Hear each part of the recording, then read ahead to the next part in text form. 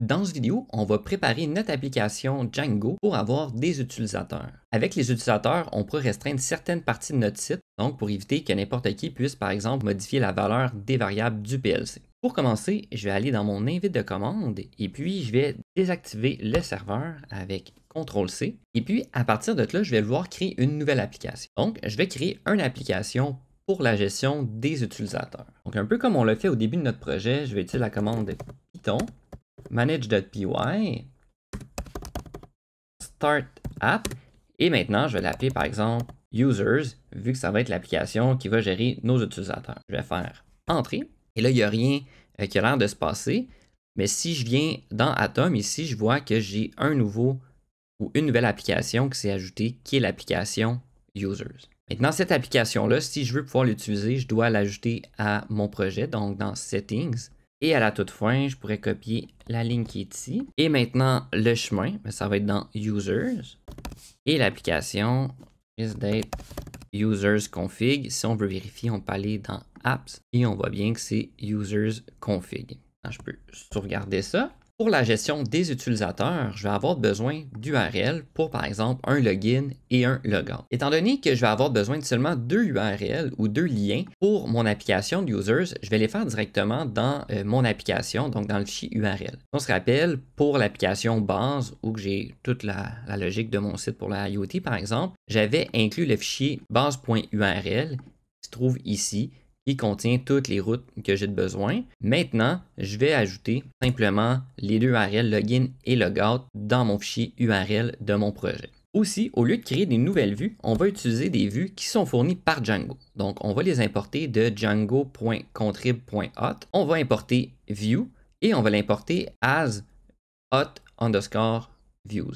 Donc ça, dans le fond, ce que ça va nous permettre, ça va être d'utiliser les vues fournies par Django pour notre login et notre logout. Donc ici, je vais ajouter les deux liens. Donc le login hot.view, donc ce qu'on vient d'importer. Et on va utiliser le login view as view. Et on va donner un nom de template. Ce template-là, on ne l'a pas encore créé et on va le créer dans notre application users. Et puis, bon, il y en a un qui va s'appeler login, le deuxième va s'appeler logout.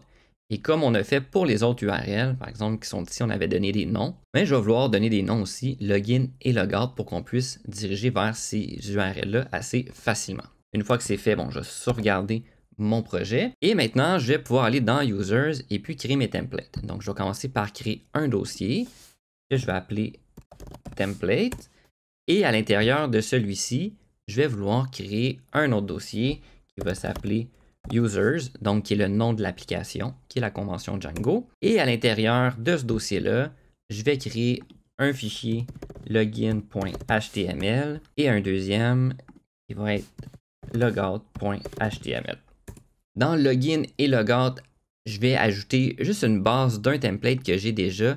Je vais aller chercher par exemple l'index qui est celui le plus simple. Je vais copier. Et puis, je vais le coller ici et puis ici. Ici, je vais l'appeler pour l'instant juste login. Et le deuxième, je vais l'appeler logout.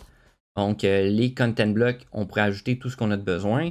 Mais en les ajoutant comme ça, au moins, on va avoir des pages complètes. Si je veux vérifier que tout ça fonctionne, je vais aller dans mon invite de commande.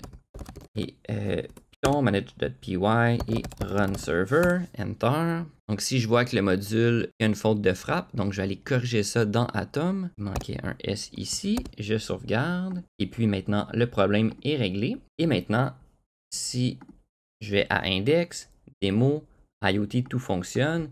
Et je pourrais normalement aussi aller à login et puis logout. Donc je vois les deux pages fonctionnent. Bon, j'ai pas encore de lien dans ma barre de navigation. On les ajoutera dans les prochaines vidéos. Si je résume un petit peu ce que j'ai fait dans cette vidéo, j'ai commencé par créer une nouvelle application qui était Users. J'ai ajouté l'application dans les install apps de mon fichier settings du projet. Et dans le fichier URL de mon projet, j'ai ajouté les deux chemins ou les deux URL pour accéder à ma page login et logout en utilisant des vues qui sont fournies par Django. Et puis, j'ai aussi créé les deux templates login et logout. À partir de là, je vais être prêt à ajouter toute la logique pour le login, le logout, la logique dans la barre de navigation et tout le reste.